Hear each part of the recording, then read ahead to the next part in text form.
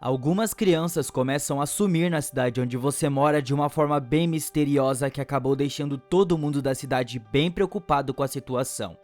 Além disso, na sua casa tá acontecendo umas coisas bem estranhas, como por exemplo, talheres sumindo, televisão ligando e desligando sozinha e várias coisas bizarras que deixaria muitas pessoas assustadas com a situação. Você acredita que se estivesse no lugar do protagonista, tomaria todas as decisões que ele teve e de fato conseguiria descobrir a verdade por trás de todos aqueles problemas? Bom, hoje eu vou mostrar pra vocês as piores decisões do protagonista de A Espreita do Mal e o que ele deveria fazer para sobreviver a essas situações. Se você tiver alguma opinião de filme, já coloca aí nos comentários. Bom, a história começa com um menino que se chama Justin sumindo no meio do mato enquanto andava de bicicleta. E a maneira que ele acaba sumindo faz todo mundo acreditar que ele possa ter sido pego por algo sobrenatural, porque ele de fato é arremessado para longe da bicicleta e não tinha nenhum rastro de quem possa ter pegado essa criança. Chegando no local do crime, o Greg Harper, que é o detetive que foi designado para o caso junto com o seu colega que se chama Spitsky, acaba acreditando que esse crime possa ter sido feito por um serial killer que já tinha cometido crimes nesse mesmo estilo há 15 anos atrás. Só que o problema é que agora eles estão se perguntando se eles não prenderam o criminoso errado, porque os crimes estão acontecendo de novo. Então possa ser que eles pegaram a pessoa errada. Ou estão tentando imitar o serial killer original que sempre colocava aquele canivete verde nas suas vítimas.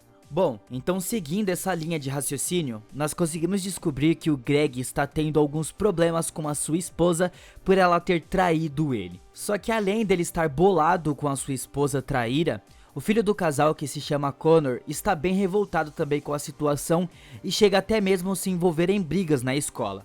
Mas até o momento, nada de diferente tinha acontecido, a não ser o fato de algumas coisas estarem sumindo da sua casa, como por exemplo, as fotos da família que ficam ali na escada, e também talheres, além de xícaras e várias outras coisas, geralmente coisas pequenas. Foi aí que nós começamos a reparar que de fato algo sombrio possa estar acontecendo na casa.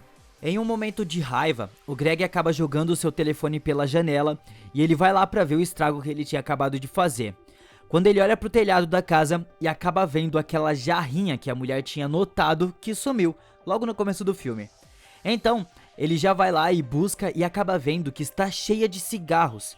E nessa, ele acabou achando que o Connor estava fumando, mas não passou daí, ele não falou nada.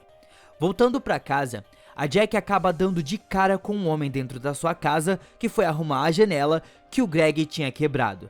Só que o problema é que quando ele foi embora, ele disse que a filha da Jack deixou ele entrar e que na verdade ela era muito bem educada. Então você vendo isso deve acreditar real que tem um fantasma ali, porque o casal só tinha um filho, que é o Connor. Então não faz sentido isso que o cara falou, só tinha um menino ali e nenhuma menina. O que tá acontecendo? Bom, como de costume, os dois acabaram brigando de novo para manter o clima que já estava bem confortável ali dentro da casa. Então o Greg foi dormir no sofá e a Jack na cama. Só que o problema é que ela acorda no meio da noite e vai no quarto do Connor porque tem um jogo ligado no PC e tá fazendo bastante barulho. Só que ao olhar para debaixo da cama, nós conseguimos ver que tem uma máscara bem bizarra ali, mas a Jack nem encosta naquilo e nem pergunta pro filho dela o que tá acontecendo e por que aquela máscara tá ali. Só passou batido, deixou pra lá. Enfim, pra ajudar no caso das crianças que estavam sumindo no começo do filme, os dois detetives acabaram indo ver uma das crianças que acabou escapando do serial killer há 15 anos atrás. Só que esse jovem nos dias atuais tem muitas sequelas do que aquele serial killer tinha feito. E não consegue parar de gritar para os detetives. Ele fica totalmente transtornado ali no momento que os detetives chegam. Então, até o momento, nada ajuda eles a descobrir o que está acontecendo com as crianças e aonde elas estão. Só que enquanto isso tá rolando, o ex-ficante da Jack acaba indo lá na casa dela para conversar. Então, do nada, aquela mesma jarra de flor da Jack acaba caindo na cabeça dele e fez ele sangrar muito. Nesse momento, ela deveria de fato levar ele para o hospital, porque não dá para brincar com a saúde, ele tá com um corte bem fundo e tá sangrando bastante. Só que ela resolveu que seria melhor levar ele para a garagem e assim que levasse o Connor para a escola, iria levar ele para o hospital. Mas então assim que a Jack sai de casa, alguém chega por trás e mata o ex-ficante da Jack sem pensar duas vezes. Esse é o momento que a gente para pra pensar e de fato chega à conclusão que tem uma criatura na casa. A casa é mal assombrada mesmo e tem algo sobrenatural acontecendo. Mas enfim, nesse momento do filme a gente acaba sendo cortado pra uma menina e um menino que pularam dentro da casa dos Harper assim que a porta da garagem está fechando aos poucos. Primeiro de tudo, nunca saia sem fechar o portão da sua casa completamente. Deixe ele lacrado, espere ele fechar até o talo e depois ainda garanta, porque nunca se sabe quando alguém pode tentar roubar a sua casa. Isso é o básico que você tem que fazer, pelo menos aqui no Brasil, mas não foi esse o caso aqui. Esses dois personagens que apareceram na trama, na verdade, estavam praticando frogging, que é a prática de entrar de uma forma furtiva na casa ou em uma empresa e ficar morando lá sem que ninguém perceba. Ou seja, para evitar uma situação dessa, era só morar em uma casa pequena, porque não faz sentido 3 pessoas morarem em uma casa do tamanho dessa dos Harper. É sério, a casa é muito grande, uma casa gigantesca, cheia de quartos, que dá até pra se perder. Isso é um desperdício de dinheiro sem precedentes, real. Pra resolver essa situação da invasão, poderia ter um alarme na casa ou até mesmo um cachorro que com certeza ninguém iria querer invadir a sua casa e você poderia ficar de boa sem problemas como esse. Existem várias empresas que fazem esse tipo de serviço, então não faz sentido você ter uma casa desse tamanho e não ter um alarme, por exemplo. Porque se você tem dinheiro para manter uma casa dessa, com certeza você tem dinheiro para colocar um alarme, ou não faz sentido você ter uma casa dessa de fato. Mas enfim, a partir desse momento nós acabamos descobrindo que na verdade aquela suposta entidade era no caso esses dois jovens que estavam praticando frogging. Então eles já estavam morando ali na casa dos Harper há um tempinho. Eles viram tudo o que aconteceu e todas essas tretas. Então foi mostrado o Greg e a Jack enterrando aquele suposto ficante da Jack. E quando eles voltam pra casa, eles acabam dando de cara com o O'Connor todo amarrado em uma banheira. Aí começa o problema de verdade, porque de fato eles nem se preocuparam em lavar o carro antes de levar pra casa, não é? Então fazendo isso levantaria muita suspeita. Onde vocês estavam pra estar com o carro desse jeito, hein? Era muito mais fácil eles terem passado no lava rápido, que nos Estados Unidos tem de monte e nem tem um frentista para lavar, e assim você não levantaria suspeitas nenhuma. Mas enfim, o Greg mandou a Jack levar o Connor pro hospital, e o Greg foi atrás de quem estava na casa. Quem que era aquele homem que estava junto com a Mandy?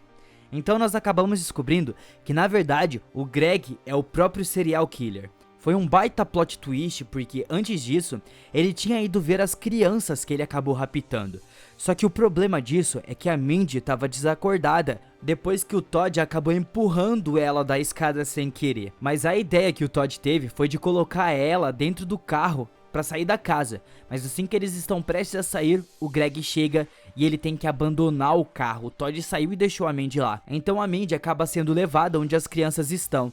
E ali nesse momento, qualquer pessoa que tenha juízo na cabeça não vai ir em direção ao único lugar que tem luz, não é? O assassino tava ali dentro e você vai ir lá pra ver o que tá acontecendo? Espera o assassino ir embora e depois você vê o que tá rolando. Mas antes disso, você olha a placa do carro, anota, liga pra polícia e boa, era muito fácil de se escapar dessa situação. Entra na mata e espera pra ver o que tá acontecendo. Espera o assassino ir embora. Assim você teria mais chance de sobreviver e não ir em direção da onde você tem certeza que o assassino está. Fazendo isso, você evitaria de quase morrer asfixiada. Mas voltando pra casa, o Greg manda a Mandy ficar de pé no sofá. E nesse momento, o correto a fazer era você enrolar mais e de fato não levantar dali. Fica deitada, você vai ter mais chance de ficar viva assim. Tava muito na cara o que ia acontecer. Então se você tivesse segurado mais um pouco, talvez você não iria morrer, Mandy, mas aconteceu. Porque ele só queria que você ficasse de pé pra fingir que você invadiu a casa e assim poderia fingir que ele foi atacado e ele só agiu em legítima defesa. Logo depois disso, o Todd acabou matando ele com um tiro no peito. mas ele levou uma surra muito grande e quase acabou morrendo. E digamos se o Todd tivesse pegado a arma que estava na mão da Mandy que o Greg colocou para fingir que estava agindo em legítima defesa, você poderia matar o Greg de uma forma muito mais rápida e não teria quase morrido. Isso seria usar a cabeça, mas você preferiu ir com o machado. Bom, deu no que deu, quase morreu, mas deu certo. Bom, o que vocês acharam do vídeo de hoje? Vocês conseguiriam escapar dessa história que tava de boa e do nada virou de ponta cabeça? Deixa aí nos comentários pra mim saber. Então muito obrigado por assistir e até a próxima!